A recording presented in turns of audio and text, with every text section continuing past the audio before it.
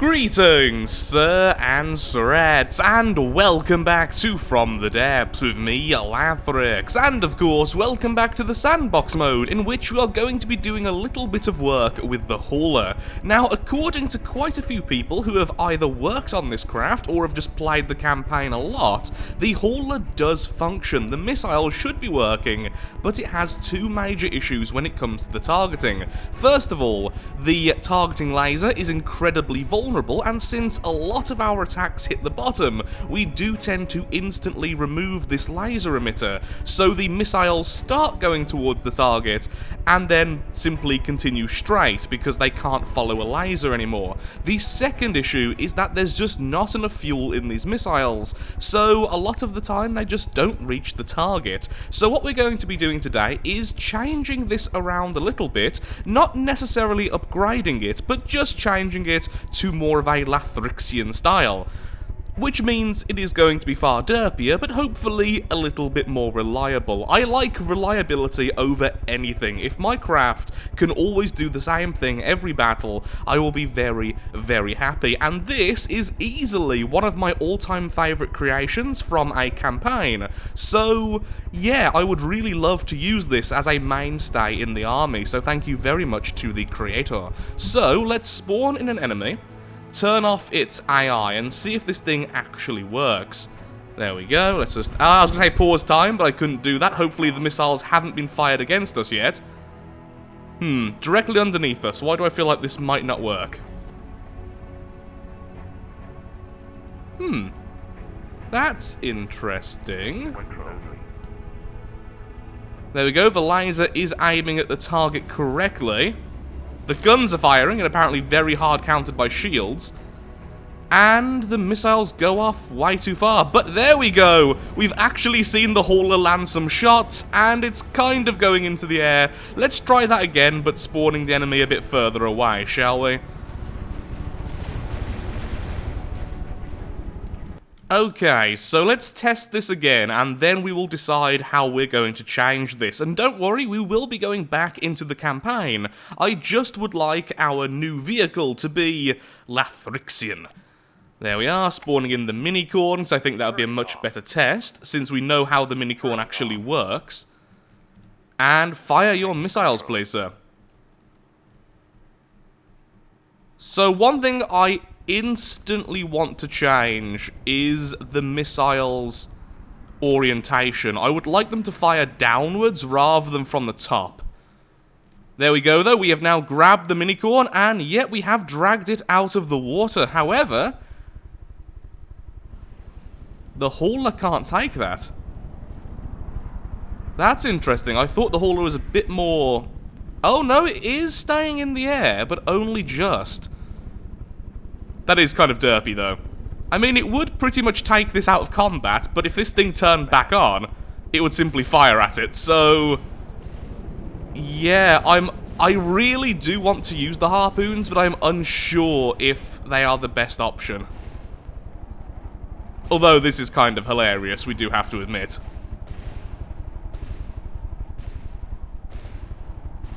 Okay. I wonder if it could hold the tank then, because the tank is much heavier. And if it grabs the turret, it's actually going to break the harpoons, because the turret is being held in place by a vehicle.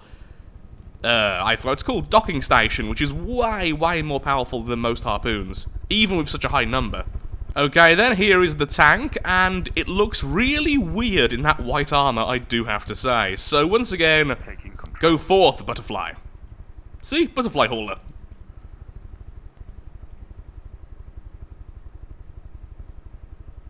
And is it going to grab the turret? Yes, it is. Which, yep, as I was saying, isn't going to do anything. There you go. At least you got the side. Oh, actually getting the tank, though, is okay. Oh, dear. Nope, the hauler cannot haul the tank at all. Oh, dear. Yeah, that's worrying. I do still love the hauler, though, and I have obviously turned off this gun for these experiments, so it would be shooting at the tank right now. But of course, the tank would also be firing back, I imagine, and simply trying to get away. Yeah, I think I really do want to use harpoons, but I just feel like regular missiles being fired downwards would be so much more effective. Which is a shame.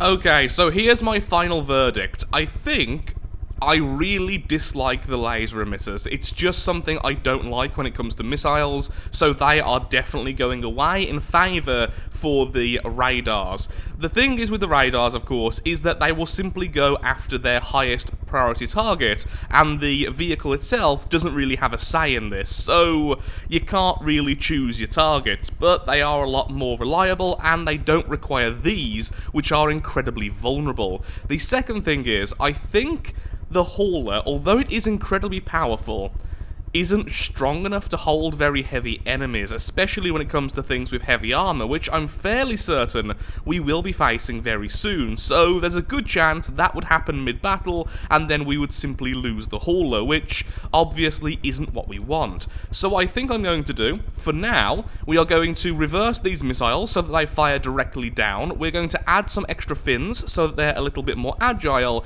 We are going to make them radar seekers, and then in the future, we are going to add a very, very, very powerful PID system, which is going to use thrusters to help out everything else, to make this really powerful, to make it so if this thing goes underneath, let's say, 200 altitude, all of the thrusters will kick back very quickly and cause it to simply rocket back up into the air. That way, we can grab an enemy and simply fling it into the air with the hauler. But for now, we need it to be more reliable if we're actually going to use this.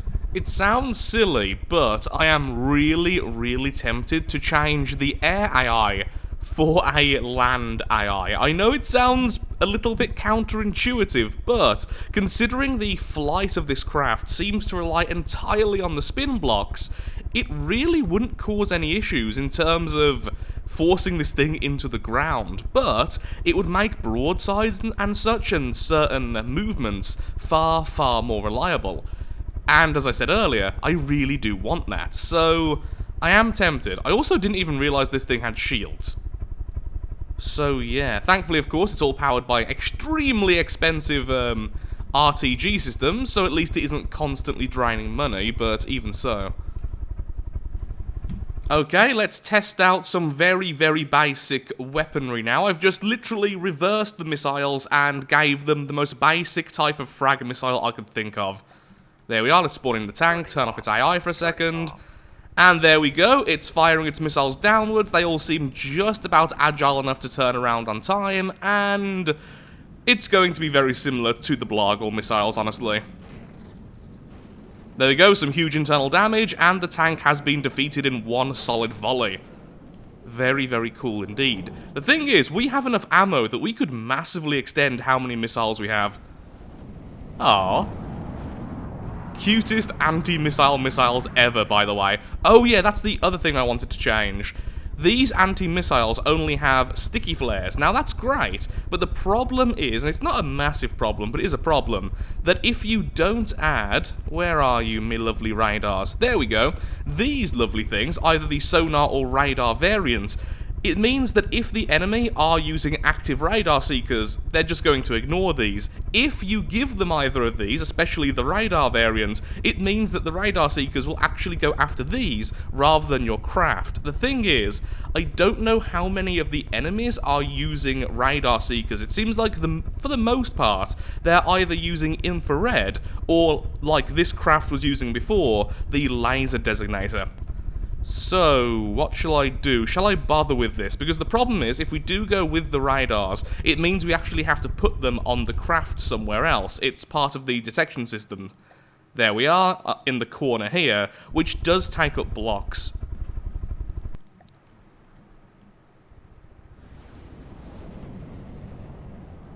So yeah, the flares are working just fine, as you can see. And there come the missiles in return, and down goes the tank again, with the turret doing some minimal damage. Actually, I didn't check what's in these shells. I have no idea what green actually is. What are the green shells? Are they just high explosive? It's hard to tell. Let's have a quick look-see if we can find the ammo controller.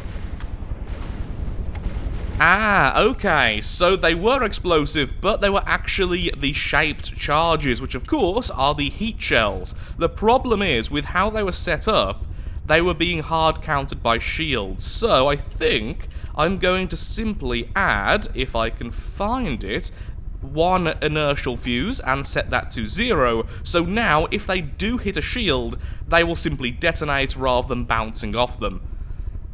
Yeah, that seems fine to me, although we could go instead down a different route and go with complete armor penetration shells. Since they are 120mm, we could go with something more akin to this. Now, where are you? Hello, warhead, which I'm after, thank you very much. You, and a single one of you. So now they are almost 2000 kinetic damage with an armor piercing of 30, and they are also fairly quick. I don't know. Let's go with this for now. Although these are mega countered by shields, it does mean they will do a lot of damage if any of the shells do actually get through. Oh, well, here's something. In the turret, there's a bit of an error here. This gauge increaser is the wrong way around. Click, there we go. Now both of these cooling vents are actually attached. That's pretty nice. Anything else we need to change? I was actually going to simply add some more cooling vents, but it seems like most of the space is already taken up. And actually, I didn't realize how small this weapon is. So, never mind, the creator has done a fantastic job with this. Although, what they could have done is this. Rather than having these connectors, you can do this, and now watch this fail. Change that to a gauge increaser. Then swap all of the 6-point connectors, are they called? What are they actually called, these blocks? They are the 6-way connectors. Change them into cooling blocks, and then everything is still connected, and all that space is now used with cooling vents rather than the connectors, which were doing nothing. Cooldown is now 0.26 seconds. I've got a feeling like the max fire rate was already faster than they've set it to, so maybe it was set like that anyway just to conserve ammo. Yes, they are also using full belt-fed loaders, so this thing is going to be incredibly quick firing. Let's just see how fast firing it can be. Let's go into the options, max fire rate, no limit, and then we'll do a quick test as soon as it's fully reloaded again. Hello, tank. And the turret is about to fire now. Oh, look at that. Well, clearly it can't fire that quickly because the belt-fed loaders can't actually keep up. Yeah, that is lovely to watch. But I think those... Oh, the shells haven't converted yet. They're still using the older shells. Of course they are. I was wondering why they were bouncing off armor. So there's a tip. If you do use heat shells, definitely use inertial fuses, because even when they hit regular armor, because the shaped charge has such a low armor penetration value, it can actually just bounce off regular armor, which isn't great. Also, we took like 5 shots and we're still in the air. So in terms of tankiness though, I still adore this craft. Actually, in terms of a lot of things, I still adore this craft. One other thing before the next test is that we do need to start adding some repair bots. The reason is, I think most, if not all, campaign craft are not allowed to have repair bots anymore. I can't quite remember the reasoning that was given, but I do remember agreeing with it, so this isn't a fault of the craft, it's just, it's a campaign bot, and it's following the rules. Whenever I'm looking at someone else's designs and making changes, I do feel a little bit mean, honestly, because I never mean that I am doing anything better. It's just a matter of personal taste, and that's the thing with From the Depths. You make your craft how you want to make your craft, and as soon as you get someone else's, you instantly start changing it to your style. So if I do use the term upgrade during this video, please bear in mind, I don't mean that what I'm doing is a better option, it's just what I would like to do personally to this type of craft. Clearly, it was built to be a a campaign craft. It was built to be a little bit of fun since it was using harpoons, but that's not what we want to use it for now. And of course, that's why we're changing the weaponry around, that's why we're changing how certain things work. It's no reflection on the quality of this build, it's just all personal preference. Just a bit of a thing being mentioned there, because I do feel a bit mean. People have actually asked me before to look at their designs, or maybe even start a mini-series where I go and work on designs which have already been built and change them my own way, and then discuss why I've made certain changes. But I would just feel really bad. Okay, trying out the cannon again. Let's see how this goes. Cannon is turning, and firing! Oh, look at that. Oh, already destroyed. Now that was beautiful. So I've upgraded the fire rate to 500, and wow, that's way too much recoil. Okay. Yeah, the increased speed is adding a lot of recoil, so let's go back into the design again, and let's add a load of... where are you? The recoil absorbers. This way we should be able to keep that fire rate with the faster shells and not simply fly into the air, more so than we already want to. Okay, so I've been doing a little bit more work with the turret, and I think I'm happy with it now, in terms of what I would like to see. So, one thing I would mention is that the original design had a lot of extra ammo intakes, which weren't really needed, and this is a really good example. As you can see, this belt-fed loader already has an ammo intake, and then it has another one here. Really, you don't need more than one, especially if you're using belt-fed loaders, and here's a problem I do have. With a game which is constantly updating, for a period of time, I do remember this back in the past, the ammo intakes, the more you had, the faster the ammo went in. I don't believe that's the case anymore, and even if it is, I would rather have an extra ammo clip, and this means that we have a longer amount of firing, a longer duration of firing before reloading is actually needed. So we've essentially doubled the amount of ammo this gun is holding at any given time. So let's just wait until all that's loaded, and let's see how many shells we actually have. Okay, so I had a quick check of the forum, and I had a quick check of patch notes, and I can't find much talk about the ammo intake, so I'll have to look a little bit harder once the video is finished, because I would actually now like to know, does more ammo intakes actually help or not? And every time I ask the comment section, and thank you all so much for giving me your opinions and what you've seen, they always seem to be a bit 50-50 split. Some people believe very strongly that yes, they do help, and other people believe that no, they don't make a difference. So I need to find some concrete evidence. What I may do is literally just set up a belt-fed loader, give it a couple of ammo clips, and then give it 2 or 3 of the ammo intakes, and then set up a different one which only has 1, and simply watch them. Which one loads first?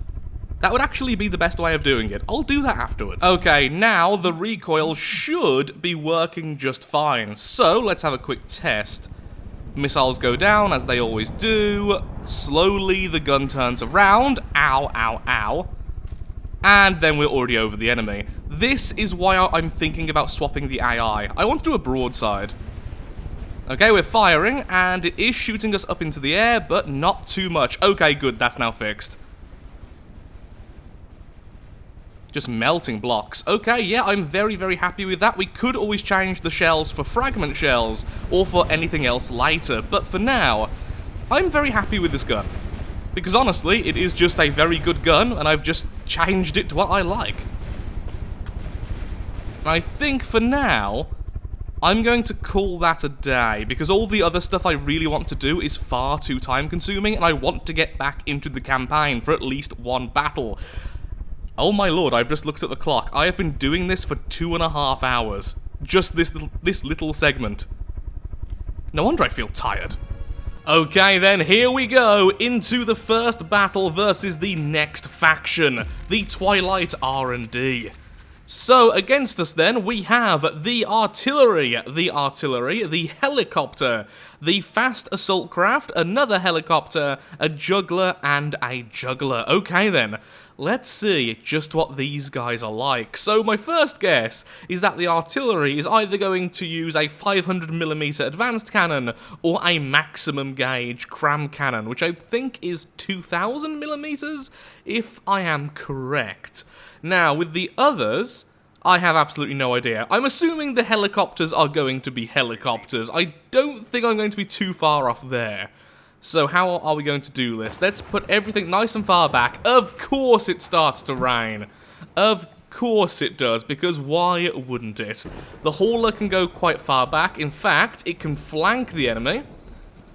Then the other Blargle can be over here, and the tank can just sort of stick in the middle there. That seems reasonable to me.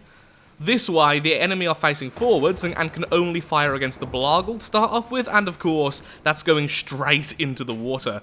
Wow, I can see almost nothing. Yeah, this is not going to be the most visually appealing fight ever, and once again, I wish I could turn off weather. Oh, is the rain going to stop? It's gone quieter.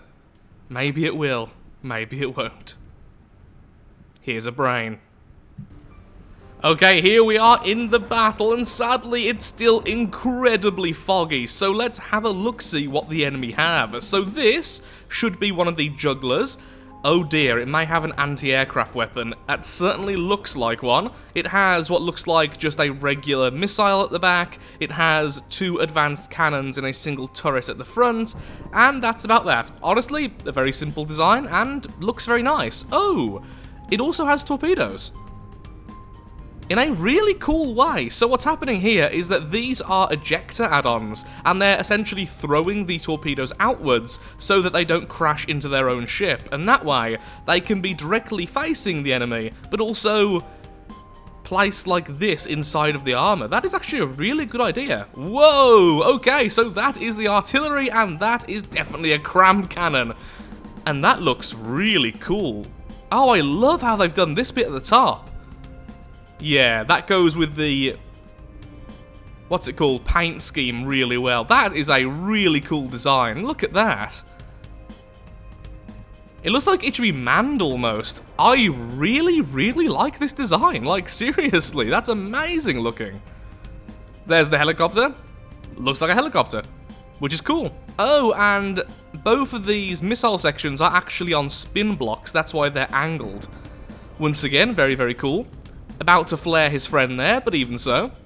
We have the last artillery, and then, okay, we've seen everything, and one of the helicopters actually spawned in the air. So by the looks of things, this group is so slow because of the artillery.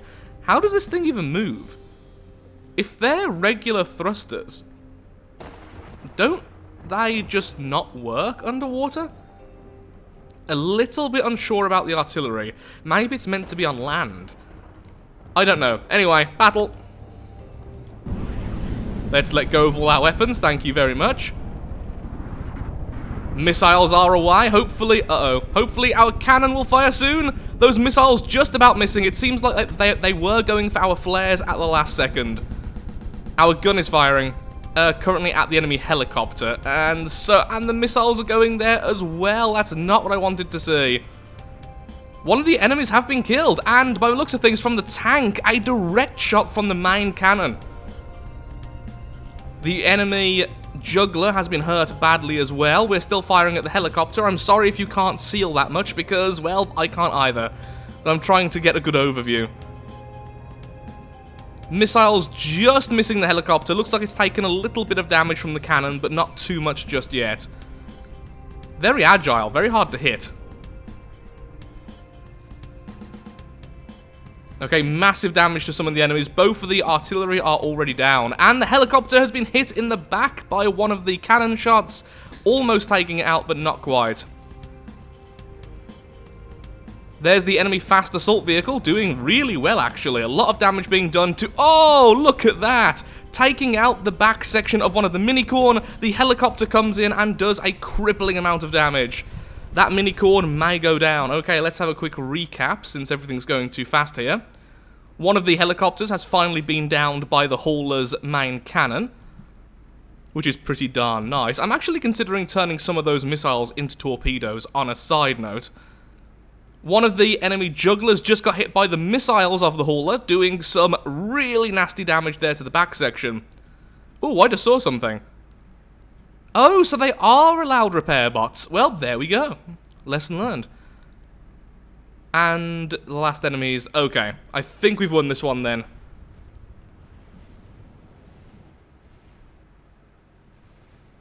I may spawn the artillery into the test mode. I really want to see that cannon fire. Oh, torpedoes hitting the bottom then as well. Yep, down goes you. The only enemy left is that. Ooh, is that a water skimmer? I think that may actually be a water skimmer with a railgun. Okay, that is really freaking cool. Look at that. Yeah, that's definitely a water skimmer. It's using hydrofoils to bounce off the water. Even the cannon's finding it hard to hit.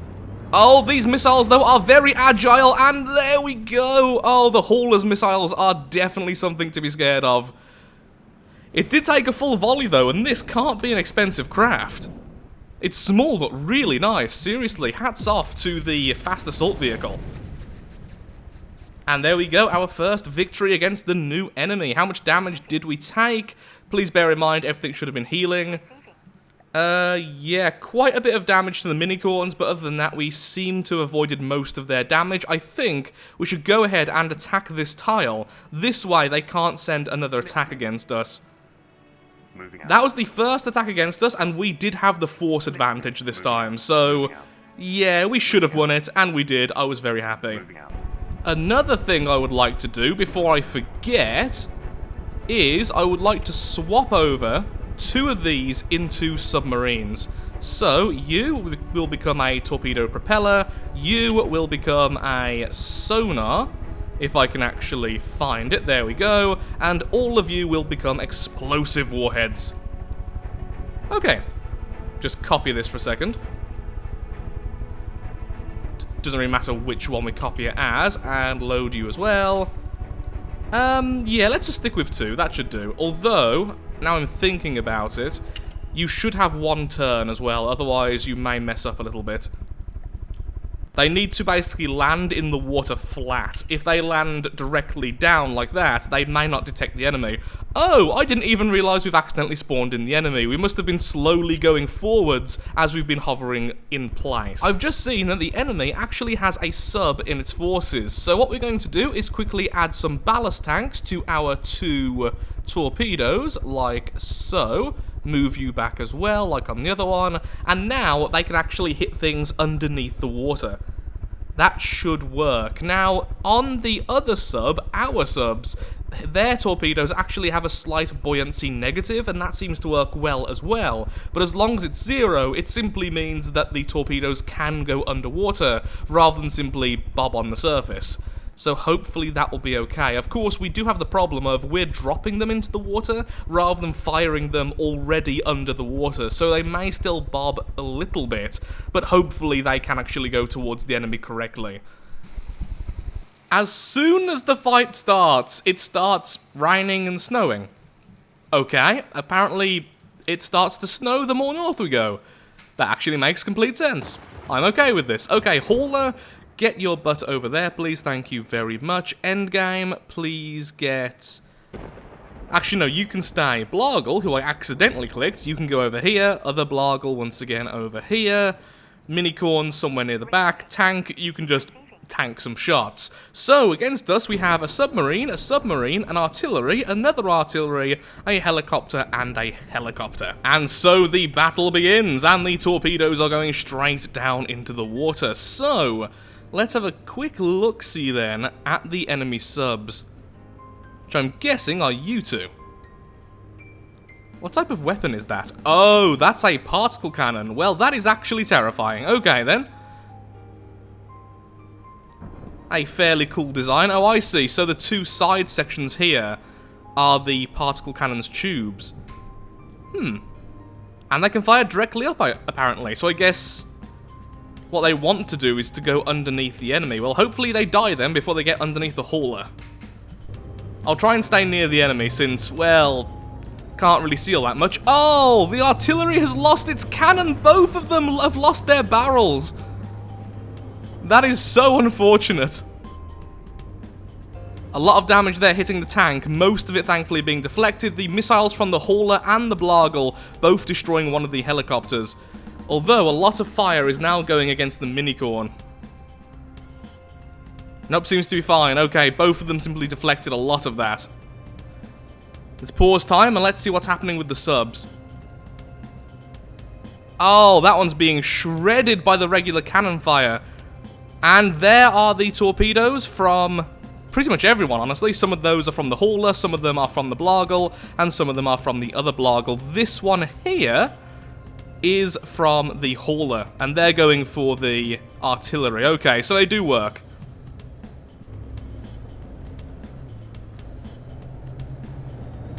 Remember that the Minicorn shells, the armor-piercing shells, can hit things underwater incredibly effectively. And incoming our torpedoes, oh, absolutely obliterating chunks of it.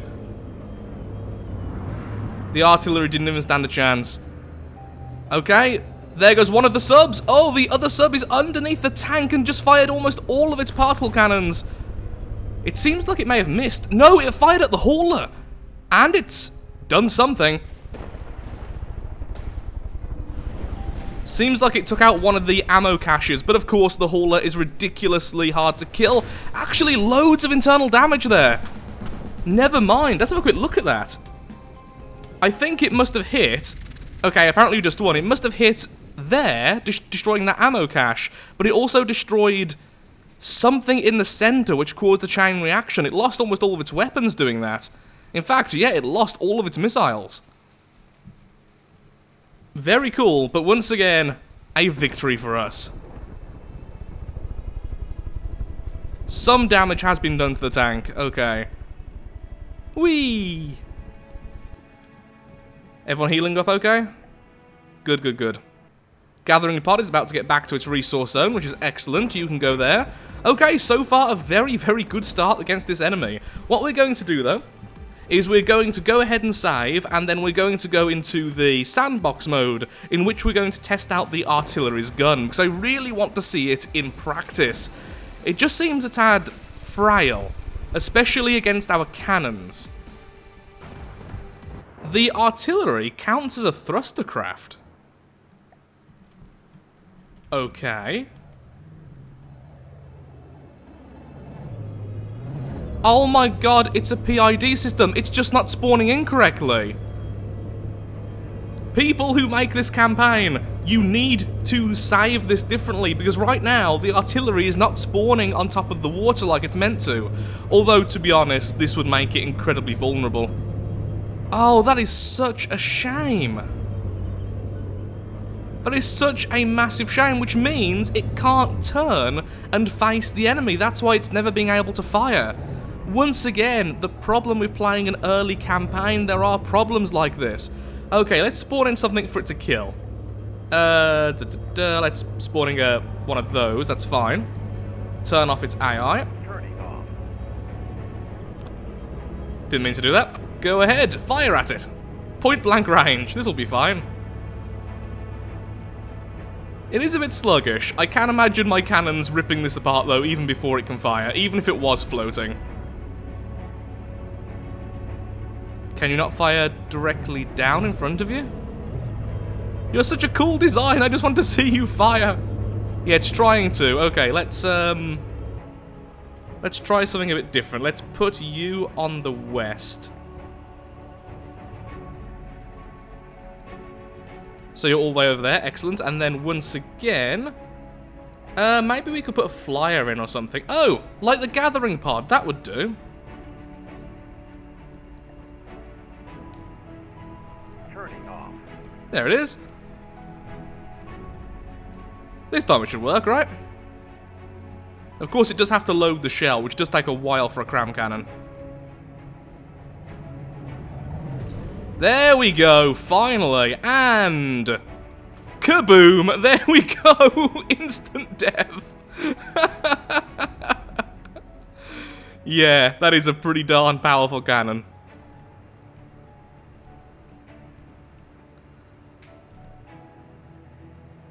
well, a lot of recoil. Oh, I can't believe that. It's actually a thruster craft. I was questioning the thrusters, but I thought maybe it was meant to be on land. Oh, that is such a shame. There we go. A very weird coloured hauler. Come on, shoot at the hauler. Get one shot. I believe in you. And, oh, beautiful. Look at that.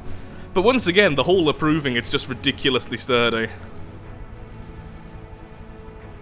And down it goes. Oh, man. I feel so bad now. The hauler should be doing so much better than it actually is.